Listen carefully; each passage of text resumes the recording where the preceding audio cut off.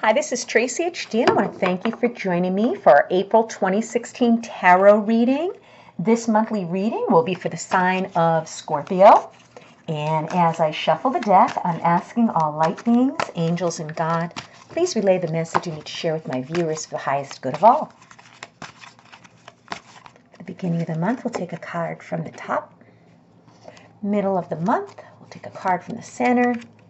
And the end of the month, we're going to take a card from the bottom. Okay, Scorpio, what do we have for the month of April? We start with the King of Cups, and he's a very handsome man. Okay, we have the full moon in the background. He's holding a cup in one hand. We have the beautiful lotus flowers. And if you notice, he has one foot on a rock, okay, on the ground, and he has one foot submerged underwater. Okay, and this King of Cups is a man who has mastered his emotions. Okay, he is a romantic person. This person may be a person in your life. It could basically be an energy in the beginning of the month, or this could also represent you. You may be feeling that you finally mastered your emotions. And, you know, just because there's a man on this card doesn't mean it's gender specific. This could apply to a woman who's watching this video, or it could be a man who's watching the video. But this person here in the beginning of the month would be like somebody who's a counselor, okay, somebody who's a wise, wise person. They have a lot of wisdom from living their life and knowing the experiences that they've gone through. It's a very compassionate person. Okay, he's a very kind and understanding person as well. He's intuitive. So we may have someone entering our life, Scorpio, in the beginning of the month who is going to be a very, like I said, loving, caring, compassionate man who's mastered his emotions. He has one foot, like I said, firmly on the ground, okay, and one submerged in the water.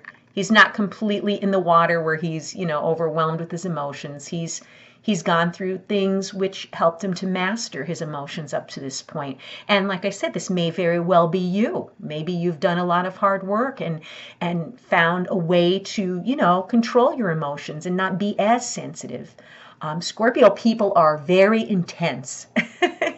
And this is a good card because it's telling you that you're knowing how to balance your heart and your head. That's how I take it. But this is a person, like I said, that you may even meet. If this does not represent you, could be a person, okay, that has these types of characteristics. It could be a very seductive person, okay, that may try to even manipulate you. But very, very attractive at that. And then the middle of the month, we have the Four of Pentacles. Okay, and this person is clutching onto those pentacles for dear life. And there's beautiful crystals. They're sitting in this tree. They're holding on to those pentacles like they're more or less hoarding them, saving them for themselves. They're clinging to them too much. And this is a card that's telling us you don't have to hold on that tightly. Whatever it is that you're guarding against, and the pentacles could be, literally pentacles, coins, which could be your wealth. Okay, it could be, any other material possessions. It doesn't necessarily have to be money, but what you're doing is you're holding on to them, you're hoarding them. It's basically, you're resisting some type of change in the middle of the month too. That's what I get from this card. You're resisting it. You're holding, you're clutching too tightly. And it may be, relationship-wise. It may be a friendship. Maybe this person here, okay, is actually a friend of yours and you're being too clingy with them. That's quite a possibility. You might have to loosen your grip on a relationship. The last card here is the Five of Wands. And the red background, and you have these two lions here, and then there's two wands down here, and they're holding wands as well, these three men. And it looks like there's some type of a battle, like a clash or something at the end of the month. Okay, it's playful. These guys here don't look like they're causing much harm. And, the lions, first when you see a lion, you think of a ferocious, vicious animal, but not necessarily. The lions here represent some type of a competition. Okay, maybe some type of a disagreement or a petty quarrel comes up at the end of the month.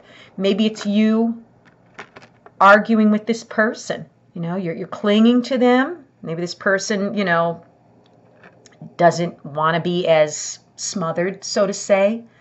Maybe you're feeling, you know, like you're losing someone or something in the middle of the month. And then at the end of the month, you know, it's quite a challenge for you. There's some type of a competition, you know. Maybe you're trying to hold on to this person so they're not with someone else. And basically here at the end of the month, it's going to lead to some type of a disagreement. When you're refusing change and resisting to allow things, you know, in the middle of the month, it's going to lead to conflict. It's like a battle of wills, let's put it that way. But there's some type of a competition at the end of the month. It's going to be a conflict, nothing major, you know, maybe some type of petty little argument.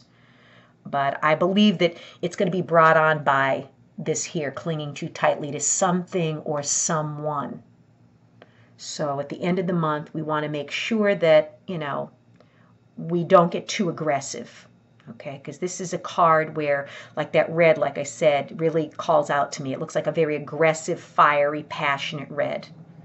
So whatever you're clinging to, I know you want to defend it, but try to guard against aggression and conflicts at the end of the month. Be aware that something like that may emerge by the end of the month. And if you've enjoyed this reading, please subscribe to my channel because I will be back.